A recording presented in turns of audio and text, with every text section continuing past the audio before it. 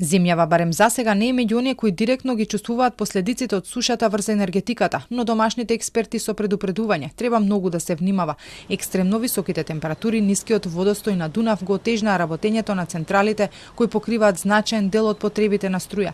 Кај нас оценките се дека ситуацијата засега е стабилна благодарение на производството од фотоволтаици, но експертите предупредуваат дека потрошувачката е зголемена заради високите температури и ако има влошување и се зголеми потребата од извоз на струја во земјите кои се соочуваат со енергетски проблеми, тоа може да направи притисок врз цената на енергијата. Треба да се биде внимателен водата, бидејќи доколку продолжи некоја суша, да кажеме да изостанат они есенски дождови, тогаш можеме навистина да се најдеме и ние во слична ситуација. Во однос на цените може да се појави некој притисок на цената, имајќи во предвид можностите за извоз кон Србија.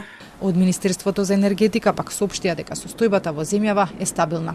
Во моментов не постојат индикации дека ниските водостои во Европа представуваат ризик за сигурноста на домашното производство на електрична енергија.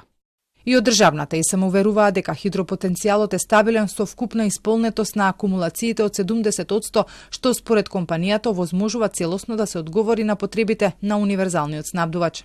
Поради нискиот водостој на Дунав, Унгарија беше пред одлука да исклучи нуклеарната централа Пакш, која обезбедува 40% од вкупното производство. Романија со експлозија во Дунав обезбедува вода за нуклеарките.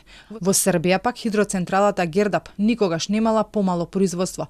Со проблеми се Судрија и други држави.